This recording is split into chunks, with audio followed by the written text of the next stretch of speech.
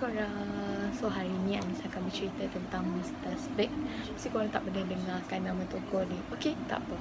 So sebelum tu, nama penuh tokoh ni adalah Abu Bakar Mumtaz Ibni Mustafa Afandi. Beliau adalah sebagai penasihat kepada Sultan Abdul Majid Han pada zaman Uthmaniyah pada tahun 1280 Masihi.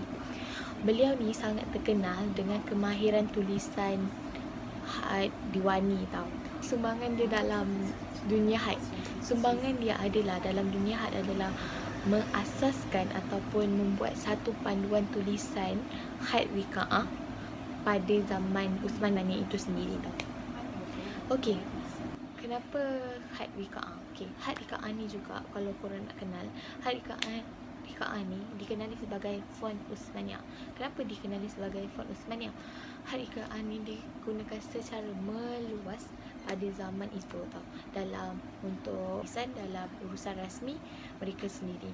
So sebelum diperkenalkan panduan cara untuk tulis had wiqa'ah ni, waktu tu had wiqa'ah ni bermacam-macam bentuk.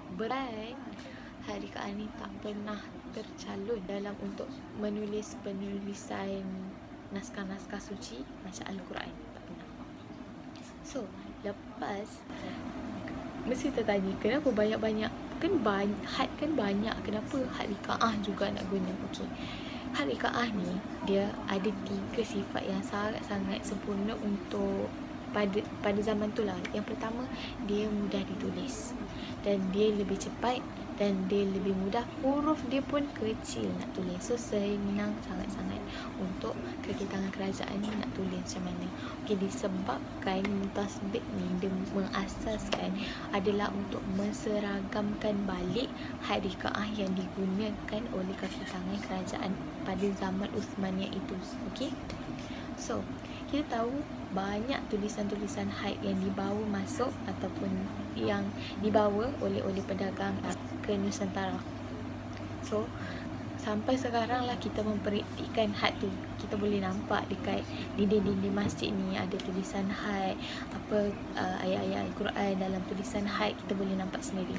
Tapi apa yang saya nak highlight kat sini adalah had wiqa'ah saya boleh katakan hampir pupus. Okey, kenapa saya cakap hampir pupus? Sebab had wiqa'ah ni tak digunakan untuk seni, untuk had seni tau. Maksudnya macam had nasah, had lut, had kufi. Kebanyakannya had yang 3 yang saya sebut ni adalah had yang biasa digunakan untuk dalam tulisan-tulisan had dekat dinding-dinding masjid. Okey, yang tu yang pertama. Lepas tu, kenapa kurang digunakan? Sebab had wiqa'ah ni lebih sesuai untuk tulis nota, untuk digunakan untuk cantik lah. And then dia agak susah dibaca. Sebab tu saya boleh katakan dia semakin pupus lah. Kesimpulan kat sini adalah jika kita ni tahu jawi, reti buat had, kita boleh lagi mempraktikkan had wiqa'ah ni supaya dia lagi hidup lah dekat Malaysia ni.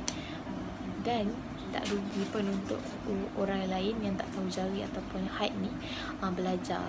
Sebab kita nak membangkitkan ataupun tidak akan pupus lah had wiqa'ah ni dekat Malaysia.